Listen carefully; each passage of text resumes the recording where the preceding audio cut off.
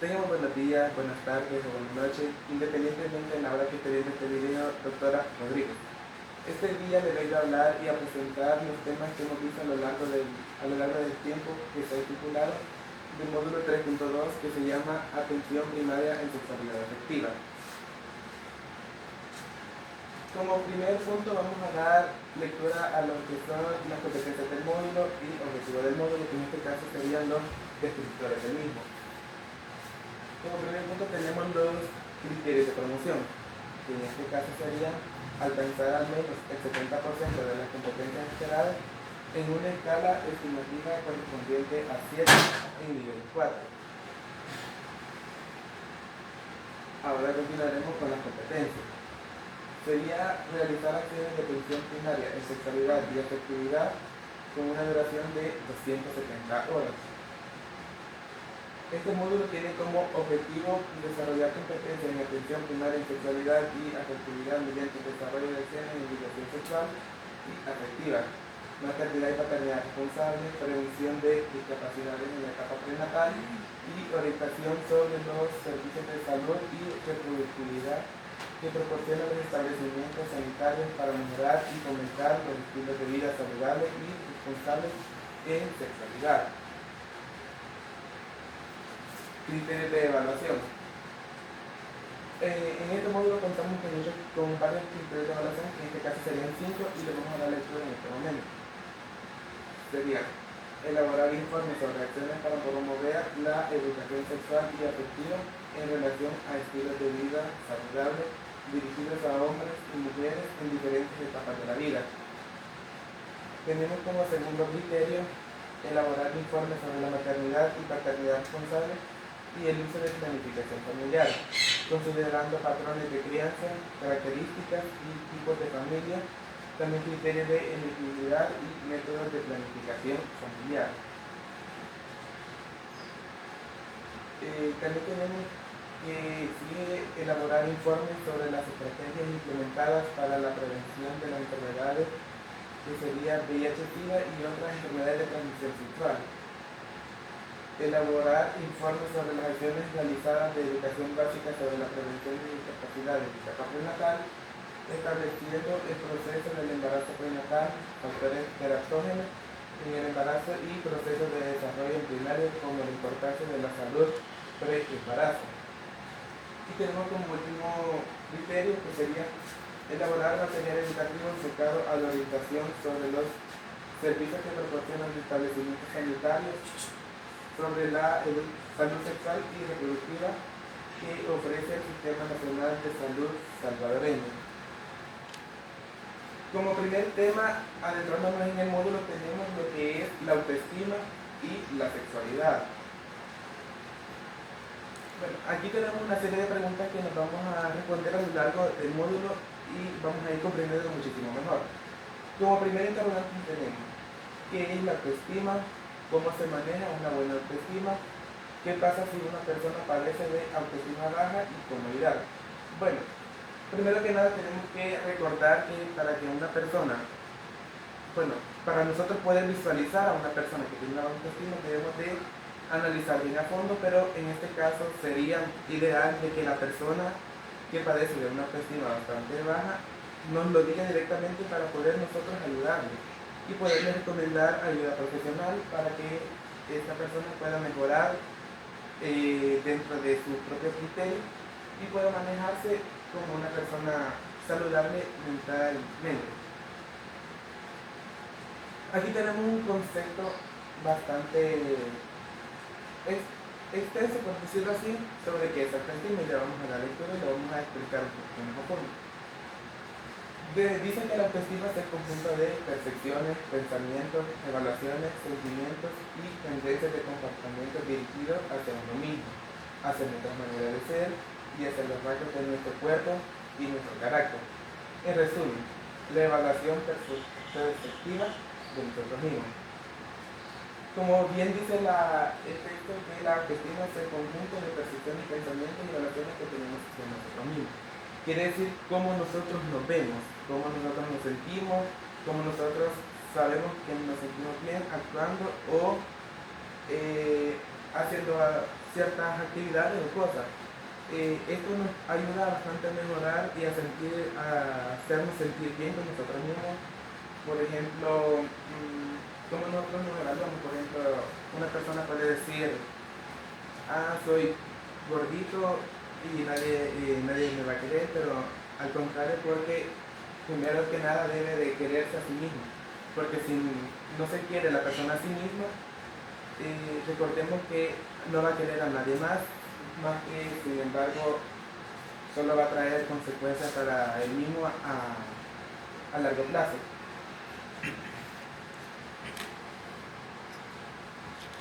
Nos vamos a adentrar al siguiente tema. Bueno, el segundo tema del módulo 3.2, que en este caso sería sexualidad. Y pues de comienzo tenemos una serie de preguntas que nos vamos a responder a lo largo de conocer el tema y comprenderlo muchísimo mejor. Como primera pregunta tenemos ¿qué es sexualidad? Segunda pregunta sería ¿cuáles son las orientaciones sexuales y sus definiciones y el término femenino y masculino? Ahora tenemos un texto que nos va a ayudar a comprender mejor qué es la sexualidad. Lo vamos a leer y lo vamos a explicar un poquito más a fondo. La sexualidad es un aspecto fundamental del ser humano, que abarca el sexo, las identidades y los roles de género, la orientación sexual, el erotismo, el placer, la intimidad y la reproducción. Muchas personas, sobre todo los jóvenes y las personas adultas, relacionan bastante la sexualidad con las relaciones sexocoitales. No, sin embargo, no es así. No, la sexualidad no solo abarca ese tema, sino que abarca muchísimos temas más. Como el mismo texto lo dice, que abarca los roles de género, la orientación sexual, el erotismo y el placer. Ahora vamos a conocer un poquito más a fondo este tema. Y tenemos un pequeño criterio de cómo se distingue y cómo se desglosa. Tenemos componentes principales de la sexualidad humana: sexo biológico, características físicas y genéticas, hombre o mujer, cromosomas, órganos sexuales y hormonas. Bien, como dice aquí, sexo biológico, características físicas y genéticas, hombre y mujer. El sexo que se determina dentro del útero de la madre cuando ambos cromosomas de ambos lados se unen y forman un solo individuo. Quiere decir que existen dos géneros originalmente, que sería hombre y mujer. Ahora tenemos lo que es identidad de género, como una persona se siente identificada internamente, hombre, mujer, no binario, etc. Bueno, como que una persona se siente identificada internamente, hombre, mujer, no binario, etc. Aquí más o menos, bueno, lo que trata de decir este texto es que un hombre se puede sentir identificado como una mujer o también una mujer como un hombre. Esto más que todo se debe a patrones que aún están en descubrimiento, pero es una inclinación, por así decirlo, de cada persona. Y tenemos lo siguiente, que es expresión de género. Cómo una persona muestra su género a través de ropa, actitudes y conductas. ¿Qué quiere decir?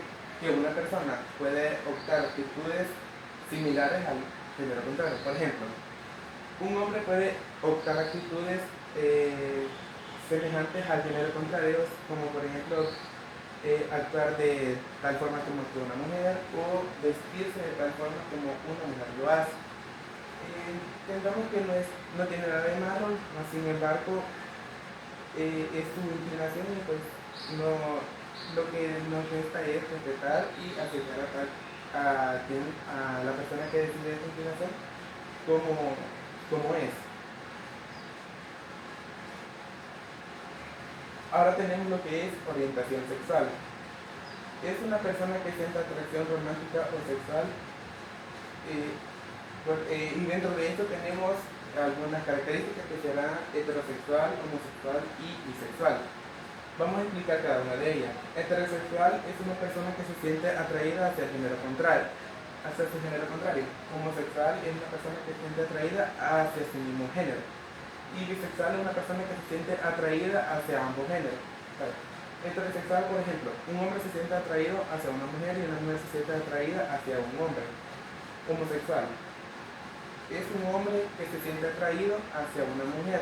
Y en el caso de las mujeres sería lesbianismo, que se sienten atraídas hacia su mismo género, en este caso las mujeres. Y bisexual, por ejemplo, un hombre se siente atraído hacia hombres y hacia mujeres, en este caso. Y una mujer se siente atraída hacia mujeres y hacia hombres. Tenemos también el siguiente tema, el siguiente punto, que sería vínculo afectivo y emocional. El amor, el cariño y la conexión emocional que se forma con otras personas. La reproducción, capacidad de generar descendencia, así se desea, y el placer y el erotismo. Bueno, aquí donde dice reproducción, capacidad de generar descendencia, así se desea. Aquí sí entra bastante el tema en que las personas lo asemejan mucho, que serían las relaciones sexocoitales, que es el comienzo para formar una nueva vida. Y en este tema sí se adentra bastante. Ahora vamos con el siguiente punto, que sería placer y erotismo. Y tenemos el siguiente punto, que sería el placer y el erotismo. La búsqueda de sensaciones físicas y emocionales agradables en el cuerpo o relación con otros. En este caso sí entraría lo que es las relaciones sexocoitales dentro del mismo. Ahora vamos a pasar al siguiente tema, que es parte de este módulo, que sería el embarazo en adolescencia. Como tenemos de comienzo, siempre tenemos cómo manejarlo, cómo apoyar a la joven durante el embarazo. Y son preguntas que nos estamos formulando, pero vamos a responder y vamos a comprender mejor a lo largo del tema. Tenemos que el embarazo en adolescentes es aquel que ocurre en niñas o jóvenes entre los 10 y 19 años de edad, durante la etapa de la adolescencia. Se caracteriza principalmente por no ser planeado. A menudo ocurre por falta de información, sobre todo sobre los métodos anticonceptivos, y puede ser resultado de la presión social, abuso sexual o relaciones desiguales. Quiere decir que pues entre las jóvenes entre los 10 y 19 años pueden tener un embarazo precoz, no, sin embargo muchas veces no es porque ellas quieran, sino porque pueden sufrir un abuso sexual, o por otro lado falta de información sobre los métodos anticonceptivos. Ahora vamos con un tema que es bastante controversial, que sería maternidad y paternidad responsable. En este caso sería que maternidad y paternidad responsable se debe al cuidado que se le debe de dar al bebé que ellos han traído al mundo, en este caso la madre y el padre. Como bien se sabe, la responsabilidad no es solo de un padre, sino que de los dos, y ambos tienen que velar por el bienestar de los hijos, o en este caso de un bebé que hayan traído a este mundo, y deben de cuidar su características personales, o sea, su vida personal, su vida cotidiana. En este caso sería la educación, del área económica, o varios factores similares. Bueno, como siguiente punto vamos a adentrarnos a un tema bastante importante que va de la mano con paternidad y maternidad responsable. En este caso para los hijos y los bebés, que sería en este caso la ley nacer o crecer con cariño. Ley nacer con cariño.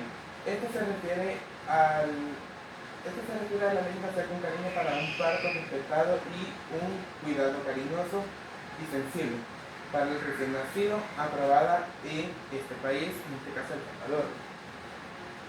Bueno, como dato curioso tenemos que la ley nacer o crecer con cariño fue implementada por la primera dama de este país, que sería la señora Gabriela de Bukele. Esta ley tiene como tiene como principal factor velar por la crianza y el bienestar de todos los bebés desde que están en el vientre de la madre hasta que cumplen su mayoría de edad. En este caso los padres tienen la responsabilidad y la obligación de darle todo lo que los hijos necesiten hasta su mayoría de edad. Pero si en el dado caso estos siguen estudiando, ellos tienen el derecho de recibir el apoyo de sus padres hasta los 24 años. La ley Nacer o Crecer con Cariño tiene como objetivo garantizar un parto respetado y un cuidado sensible para el recién nacido, promoviendo el apego temprano y el desarrollo integral.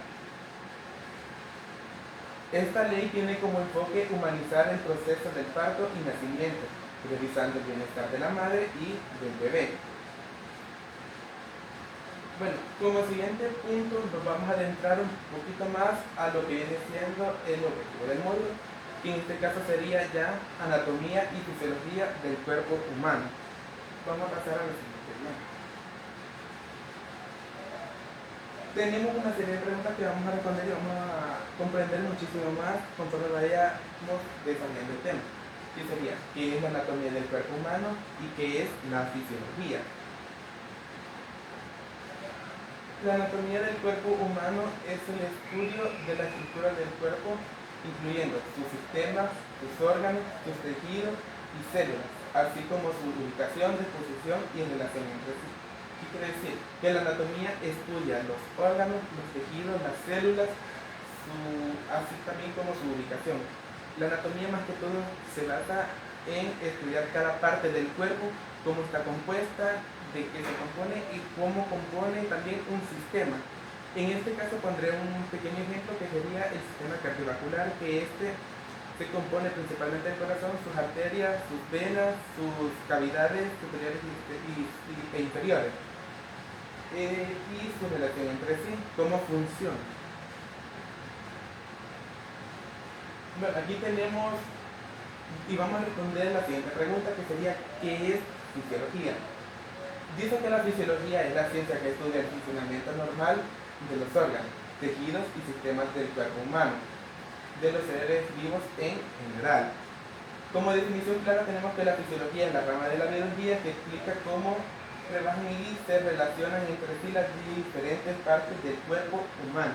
Quiere decir, como antes pusimos el ejemplo del sistema cardiovascular, ahora vamos a decir que la fisiología es la que se encarga en estudiar cómo funciona cada parte de cada sistema, cada célula, cada microcélula del cuerpo humano.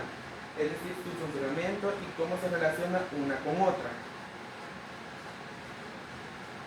Muy bien, ahora vamos a pasar a un tema bastante complejo que sería el aparato reproductor femenino o aparato reproductor de la mujer. Como siempre digo, tenemos una serie de preguntas que nos estamos formulando, pero vamos a responder y vamos a comprender muchísimo mejor a lo largo del tema. Como primera pregunta tenemos cómo se compone y también cuál es su forma. Bueno, primero que nada tenemos que comprender que el aparato reproductor de la mujer se compone en dos partes, parte externa y parte interna. En este caso vamos a tratar primero lo que es la parte externa. Tenemos el monte de Venus, labios mayores, labios menores, clítoris y hiato urinario. En este caso sería la uretra. El monte de Venus, como bien dice, es el que se encarga de amortiguar y proteger el hueso púbico que contiene vello púbico. Este más que todo, como bien lo dice, es el que se encarga de proteger el hueso púbico de algún golpe fuerte. Pero el monte de Venus suele ser como una, por así decirlo, una masita de grasa que se encarga de protegerlo. Es más que todo un recubrimiento de carne para cubrir el hueso púbico. Tenemos como siguiente punto que dice que los labios mayores protegen las partes internas de la vulva y tienen glándulas sudoríparas y sebáceas. Los labios menores que protegen la entrada de la vagina y la uretra y ayuda en la lubricación. Y el clítoris es un órgano demasiado sensible al tacto. Principalmente es el que se encarga de sentir el placer sexual. Es su función fisiológica. Y el urinario, en este caso sería la uretra, que se carga es el orificio por donde se expulsa la orina. Es su única función también expulsar la orina. Tenemos también lo que es la abertura vaginal, la glándula de Bartolino y perineo. Dice que la abertura vaginal es la entrada al canal vaginal que permite el paso del flujo menstrual de las relaciones sexuales. Como bien lo dice, la vagina o la abertura vaginal tiene diversas funciones, pero ella cumple una función bastante importante y es la del parto, que es, digamos, donde se dilata más y se ancla más para que pueda salir un ser vivo. También dice que permite el flujo menstrual, permite el paso del flujo menstrual y las relaciones sexuales, en este caso cuando ingresa el pene dentro de la vagina. Tenemos como siguiente punto lo que son las glándulas de Bartolino. Producen lubricación durante la excitación sexual. Y el perineo, que es la zona entre la vagina y el ano y da soporte a los órganos pélvicos. Muy bien, ahora tenemos lo que es la siguiente parte, que sería órganos reproductores femeninos internos que se encuentran dentro y no los podemos visualizar a simple vista. Dentro de los principales tenemos el oviducto, más bien las trompas de falopio como normalmente se conoce, y estas trompas son como dos tubos alargados que se conectan desde el útero hasta el óvulo. Dice que las trompas de falopio son el conducto que transportan los óvulos desde los ovarios hasta el útero y donde ocurre la fertilización. Tenemos como siguiente punto lo que es el ovario. El ovario es el que produce óvulos, o como generalmente se conocen como huevos. Pero como dato curioso tenemos que los óvulos son las células más grandes que el cuerpo humano puede llegar a producir. También se encarga de las hormonas sexuales femeninas como el estrógeno y la progesterona. Y como siguiente punto tenemos lo que es el útero. El útero tiene, bueno, más bien parece una pera invertida, tal cual como se dice. Dice que el útero es donde uno de los óvulos fertilizados se implanta y se convierte en feto durante el embarazo. Como bien lo dice que el útero, es donde el óvulo se implanta y se convierte en feto. Su única función es ser la cuna del feto y del bebé hasta su nacimiento. Es la única función que cumple. Tenemos como siguiente punto el cuello uterino, que facilita el flujo de la sangre menstrual desde el útero y actúa como canal para que los espermatozoides puedan entrar al útero. Como bien lo dice, que actúa como un canal. Permite el paso para que cuando el semen es depositado dentro de la vagina de la mujer, este es como un puente, por así decirlo, para que los espermatozoides viajen a través del sistema reproductor interno de la mujer y puedan encontrarse con el óvulo. Ahora vamos a pasar a un tema bastante complejo, que sería la menstruación dentro del sistema reproductor femenino. Primero que nada tenemos definición de menstruación, componentes de la menstruación, la menarquia y la menopausia. Bueno, primero que nada tenemos menarquia, un término que no es bastante conocido. Para que pueda ocurrir todos los ciclos menstruales dentro de la mujer, tiene que suceder la menarquia, que la menarquia sería la primera menstruación de la mujer que se da entre los 10 y 14 años. Y pues primero que nada tenemos lo que es la fase folicular, que es cuando la glándula pituitaria segrega hormonas que estimulan el crecimiento y el desarrollo de los folículos ováricos. tenemos como siguiente punto lo que es la fase de ovulación, que sería cuando un óvulo maduro es liberado del ovario y está listo para una posible fertilización.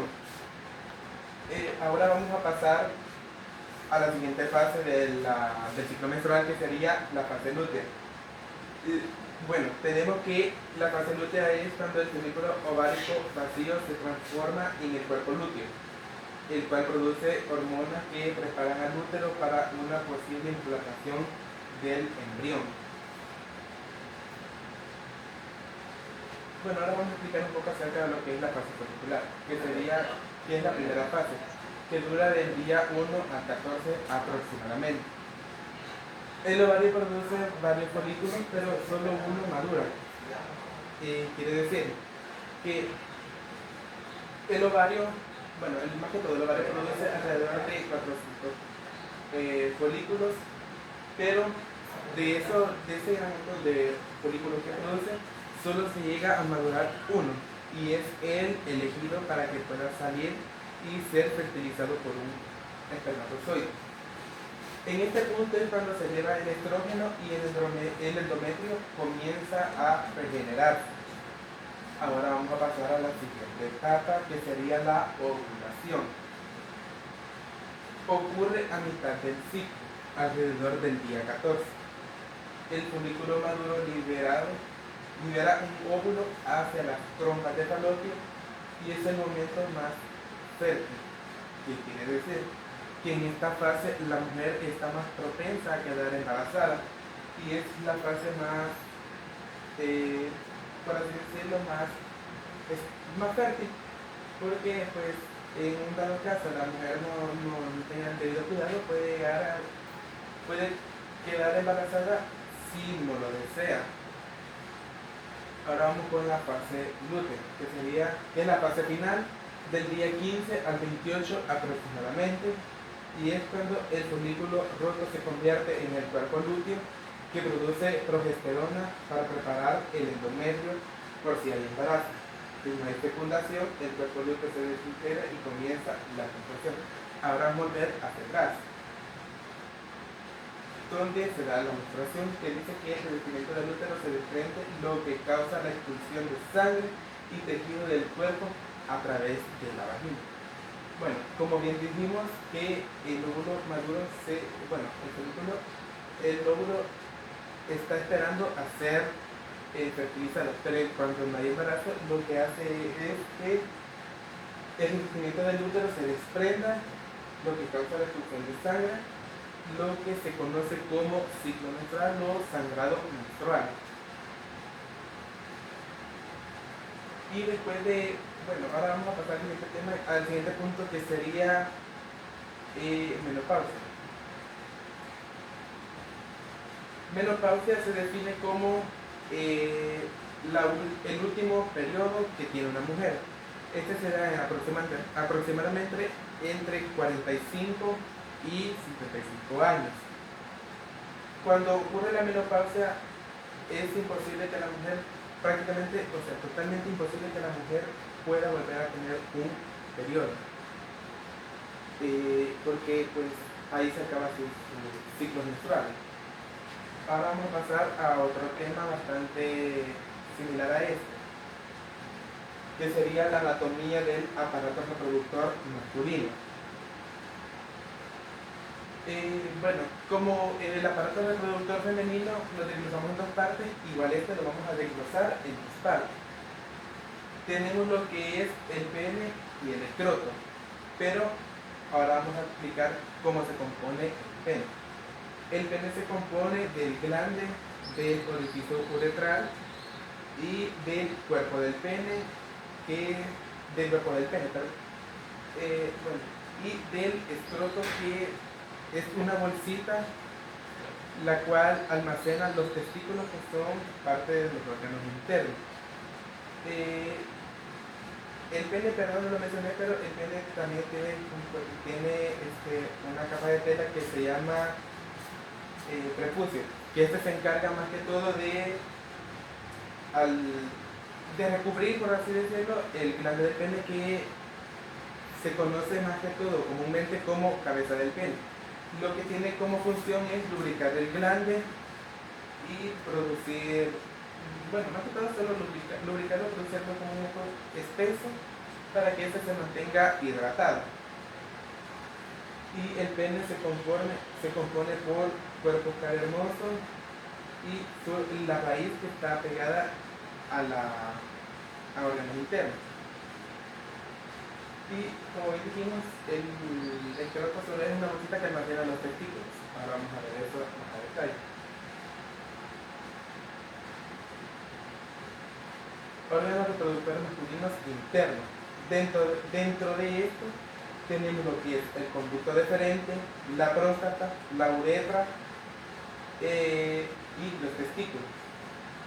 Dice que los conductos deferentes transportan esperma desde los testículos hasta la uretra durante una eyaculación.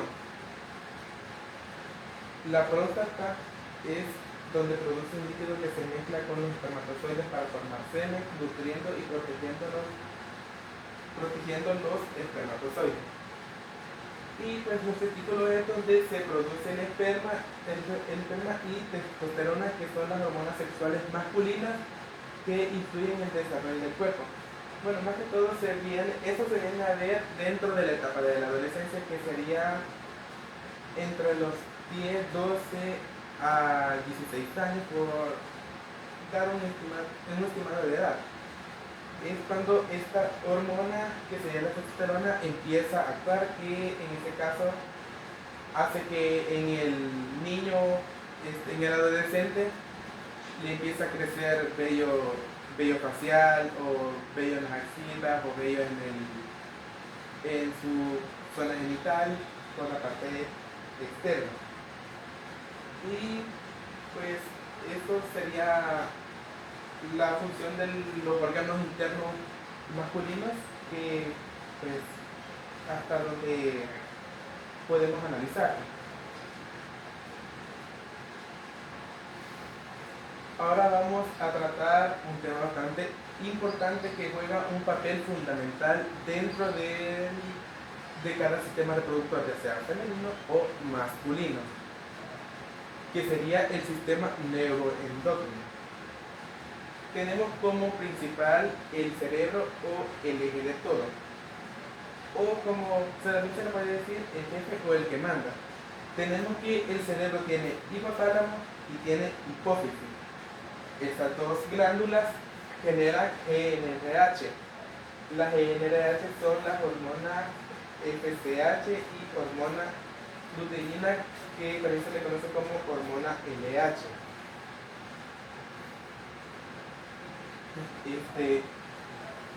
Estas dos hormonas viajan a través del torrente sanguíneo, llegando hasta los ovarios y los testículos.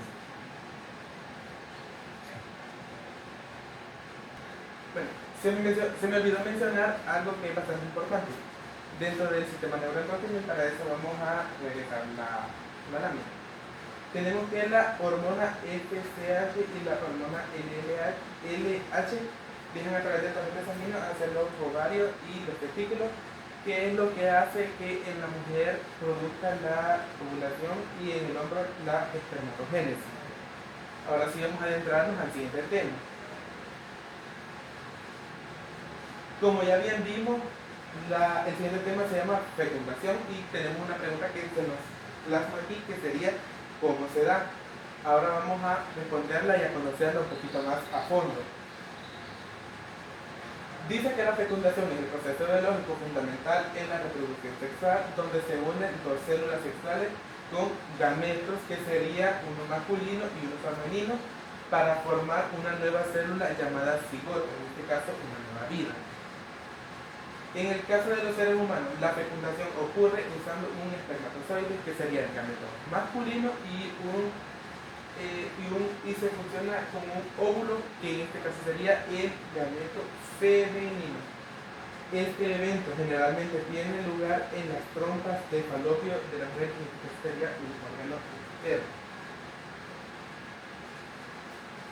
Dice que tenemos como puntos claves de la fecundación, y estos son la unión de gametos.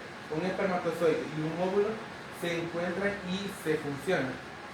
Como ya bien dijimos, vamos a retroalimentarnos y sería el hombre deposita o aloja, no, bueno, deposita los espermatozoides dentro del cuerpo de la mujer y estos viajan a través del canal del cuello para poder llegar a fecundar el óvulo, pero este viaje es bastante controversial, por lo que cada espermatozoide, por decirlo así, tiene que darse prisa porque el tiempo de vida de cada uno de estos es bien diferente. Por ejemplo, el tiempo de vida del óvulo es aproximadamente solo de 24 horas, pero el tiempo de vida de un espermatozoide es aproximadamente 72 horas si está dentro del cuerpo de la mujer, que sería un ambiente cálido para el mismo. Porque si está fuera de este ambiente, pues no dura ni siquiera una hora.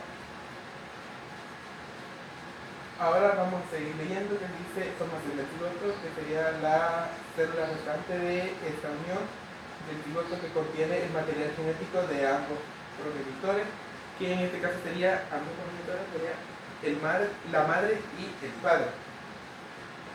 Tenemos como siguiente punto lo que es el restablecimiento de cromosomas.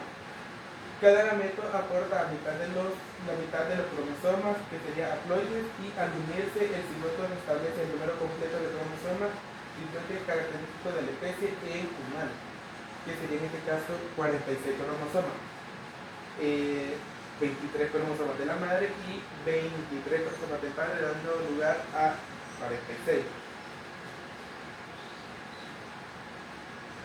En este punto de fecundación inicia una nueva vida, un nuevo ser se está formando dentro del cuerpo de la madre.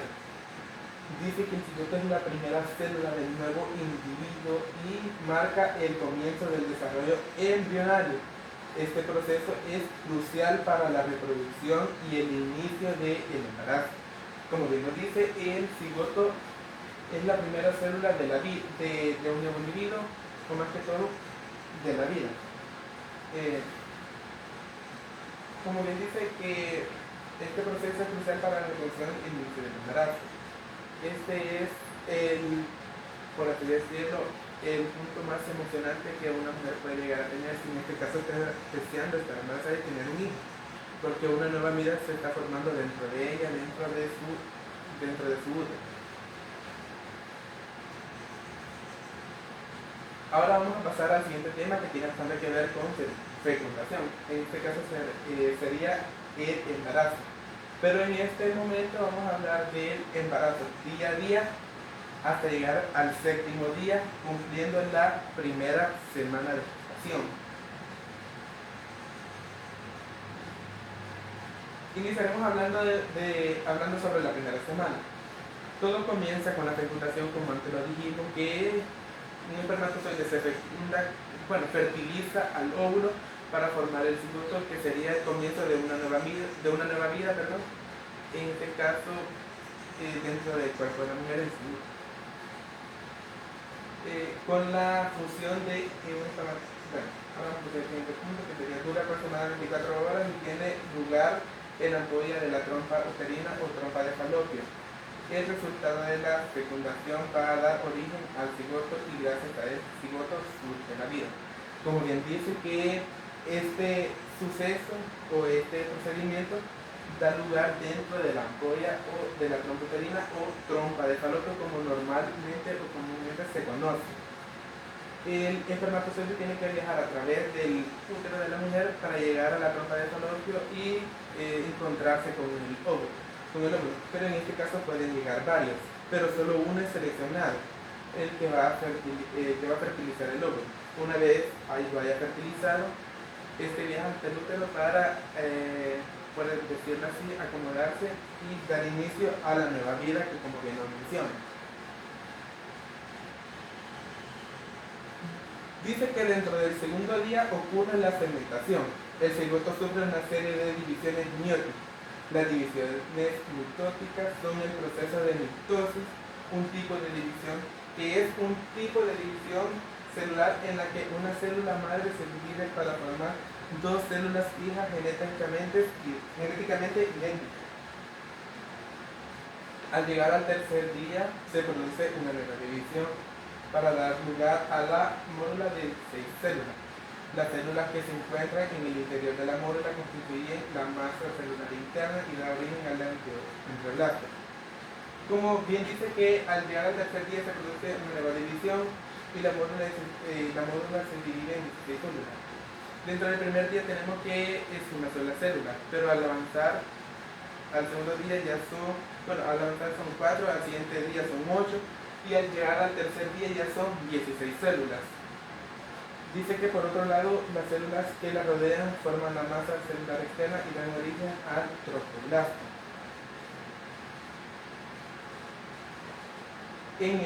Vamos a adentrarnos al cuarto día. Dice que la mórula ingresa al útero y comienza a penetrar líquido hacia su interior, dando como resultado un espacio relleno de líquido llamado blastócito.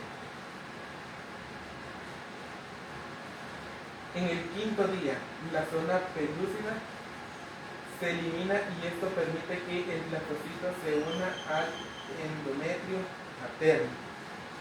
También dice que en el sexto día ocurre la implantación por medio del cual el blastocito se adhiere al endometrio por medio de su polo embrionario. Entre el séptimo y octavo día, el embrioblasto genera dos capas y el hipoblasto. Estas dos capas constituyen el disco germinativo y laminar. Ahora vamos a pasar al siguiente punto, que sería que el embarazo de semana a semana hasta llegar hasta los 3 meses o, como bien se conoce, hasta cumplir el primer trimestre del embarazo. Aquí lo menciona, primer trimestre, semana 1 a la semana 12. Como dato curioso tenemos que en este primer trimestre se desarrolla el primer órgano del bebé, que en este caso sería el corazón, que más que todo el corazón es bien grande. Es más grande que todas sus células que en este contienen. Dice que esta fase inicial es crucial. Comienza con la fecundación e implantación del embrión y en el útero se forman los órganos principales del bebé, que sería organogénesis, y su corazón comienza a latir. Quiere decir que el corazón del bebé durante este primer trimestre sería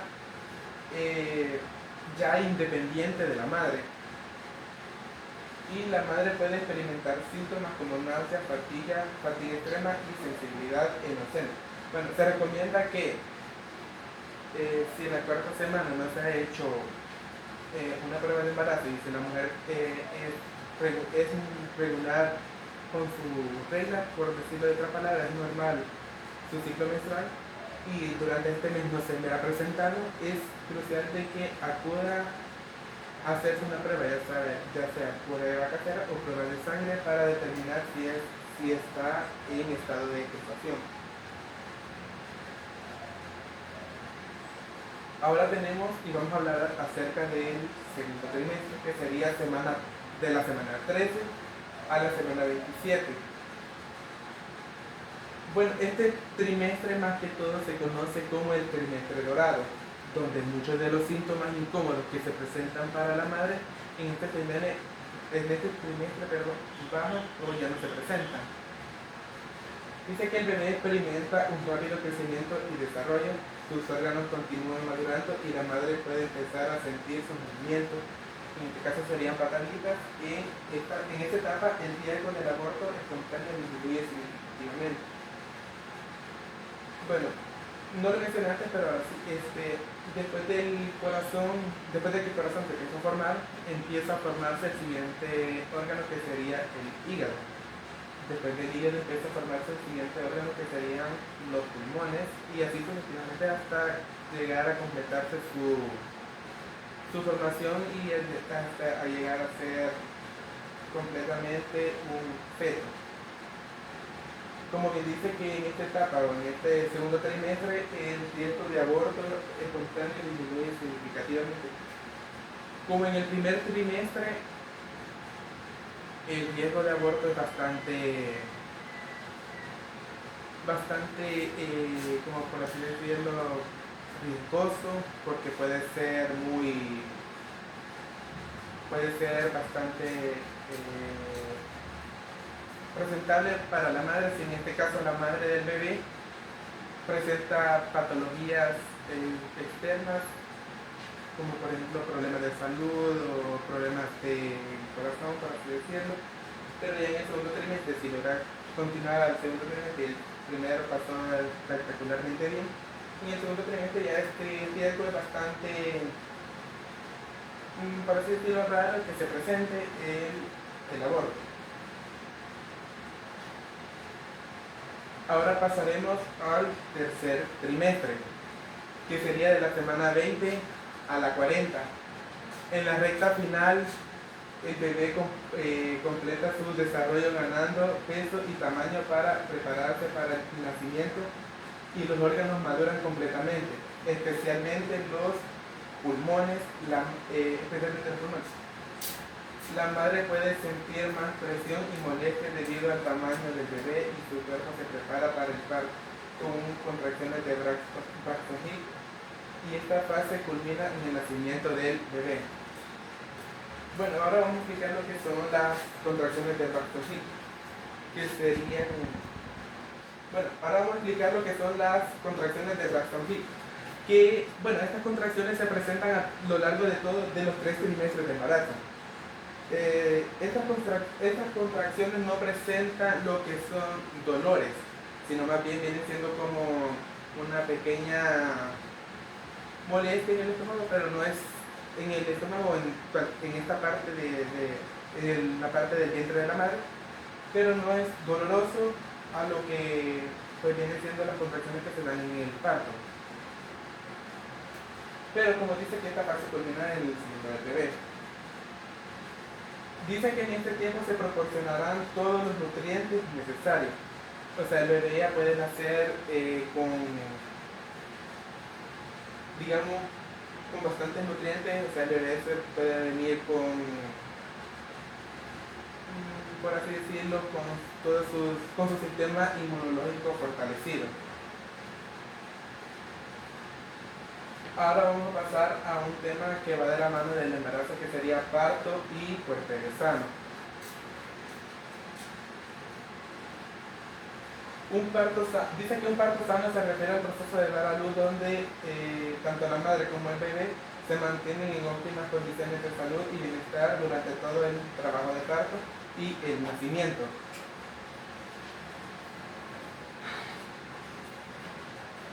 Ahora vamos a pasar a una fase bastante controversial, que sería la fase de dilatación, que esta fase es la más larga.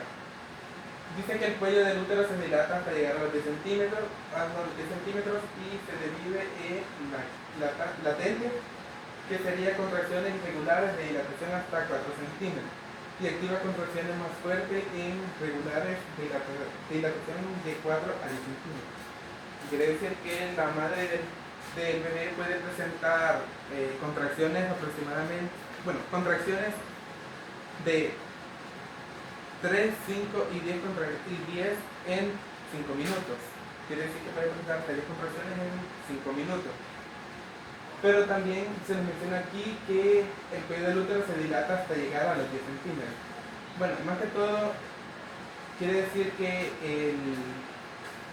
existe una técnica bastante importante que se debe de tomar en cuenta a la hora de medir el canal uterino, que sería, que los médicos deben de tomar y medir y ver para poder saber si la madre ya está si su cuello uterino ya ha sido ya está completamente dilatado para el proceso del parto.